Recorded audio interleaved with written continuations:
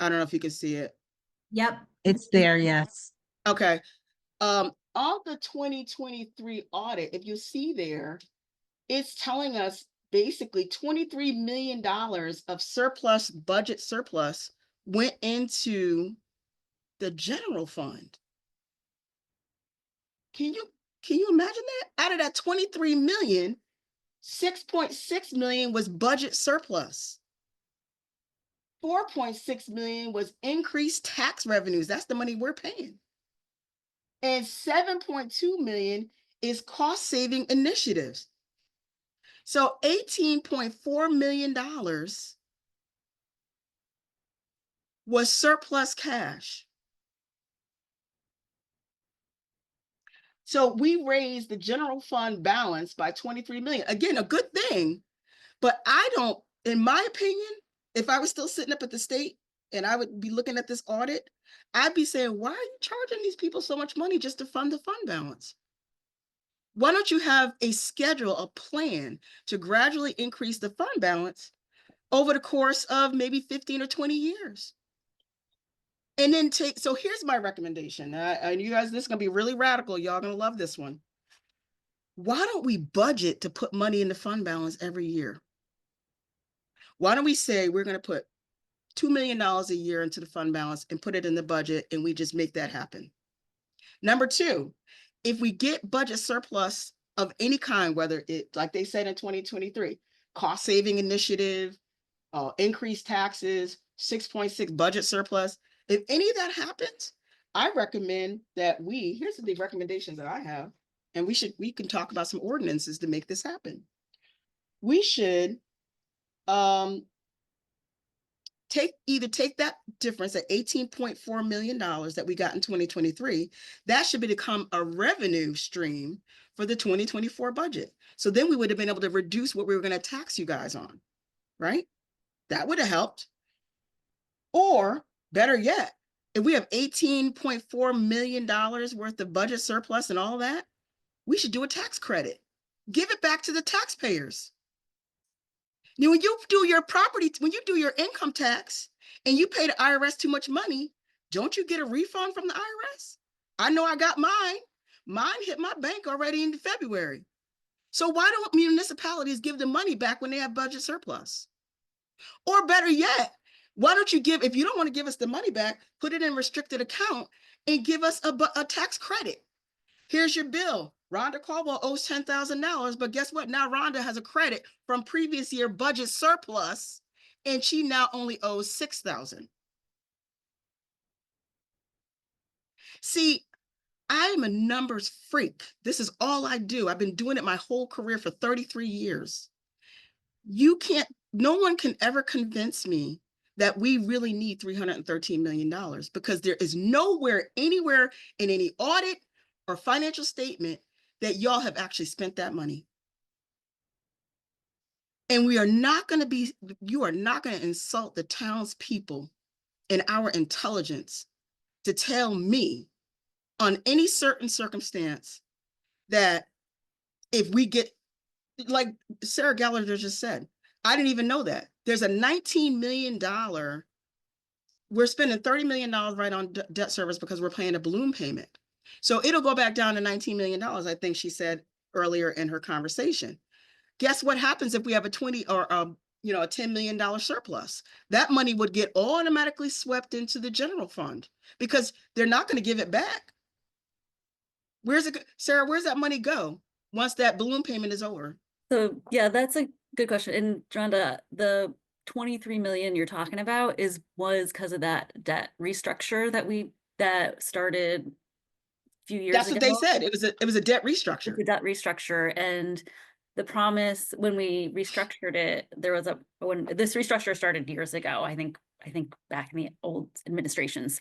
And when it was restructured, that it was to build up the fund balance. So that was the purpose, was to bring down the debt payment, the interest rate, and start to build a fund balance in order to bring up our bond rating.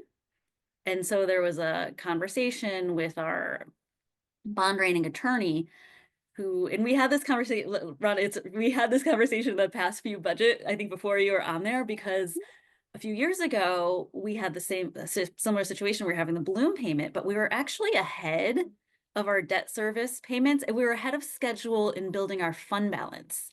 And so since we were ahead of schedule building our fund balance, we wanted to say, well, hey, let's not put as much in this year, and not, there's a chart that we can share, that has sort of what the different payments are supposed to be until 2026 or something, or 2036 or whatever I said before.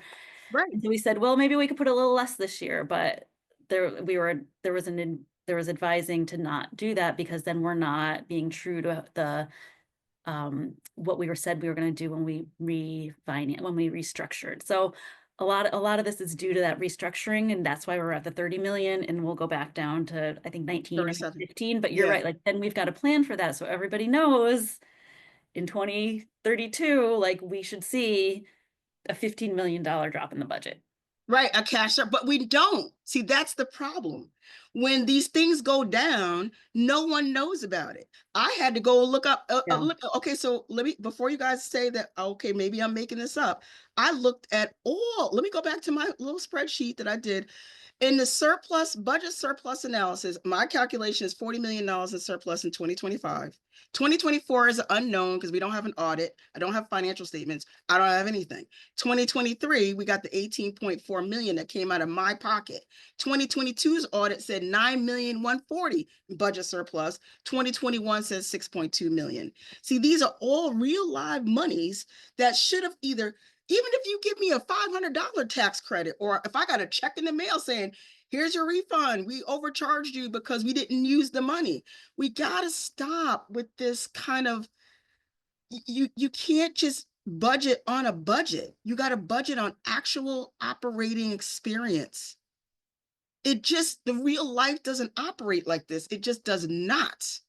And you're not going to insult me and everybody on this call and everybody in this town by thinking that the reval is making this happen. It's the $313 million ask. And what do you need it for when you're not even right now spending the $299 that we gave in 2025?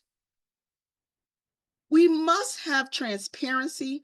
So here's my ask. Will the administration get us an audit? When will I get the 2024 audit so I can examine it and compare it to the last 4 years? Number one. When will I get a monthly financial statement? And let me just let everybody know now.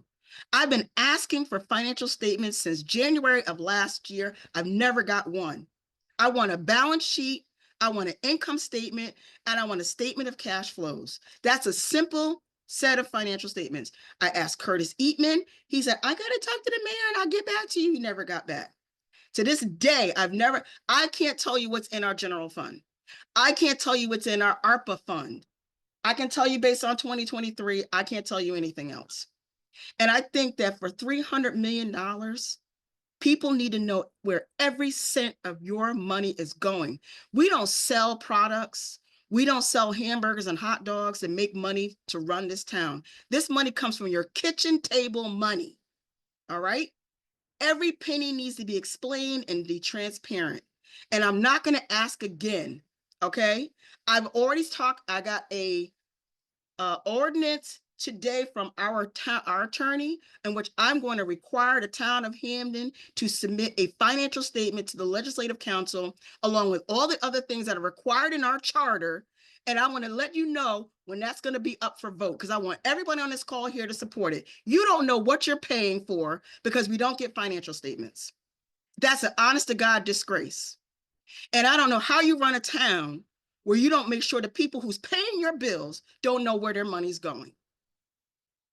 So I talked to Grace today and I was real fired up, and I still am, because I know exactly how to examine it if I can just get the information. What are you hiding, administration? Where is the money going? And why are we being asked for more money year after year when it's not being spent?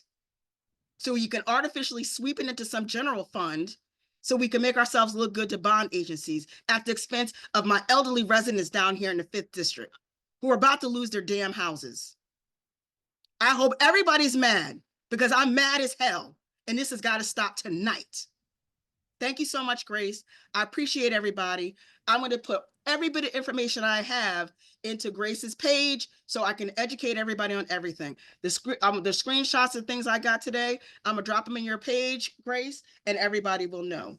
Thank you so much. I appreciate your time tonight. So I think that what folks should do is when President Bias comes out with the schedule, I don't know if you come out with the schedule yet of the meetings. Have you? Has she? I don't know. I have to go look. You guys put those on your calendar. And if you can't come in person, listen and put it on your phone or on your computer in the background so you can, because they go long. They go long because all the department heads got to come in and give us a presentation.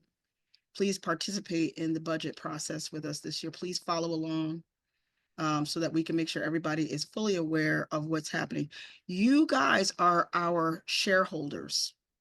If this was a company, the taxpayers are like the shareholders. You guys pay to this enterprise to keep this enterprise afloat. You guys are the Hamden town shareholders. You all should know exactly every step of the way of this budget process. And I'm going to let everybody know tonight, my conversations with the department heads going to be different, because what I'm going to have in front of me is what they spent versus what they're asking.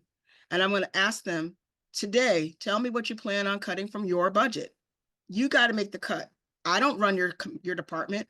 You run it. You know what you can cut, because let me tell you what you're going to cut, because you didn't use it. So what did you not use that I can take out of the budget? That's what I'm going to ask every single person. And you can watch me ask that question. Then if they go, oh, I don't think I can take anything because I really need it, then I'm saying, then you're ceding your power to me. And now I'm going to tell you what you should cut. So you should tell me what to cut before I tell you, because something's got to be cut.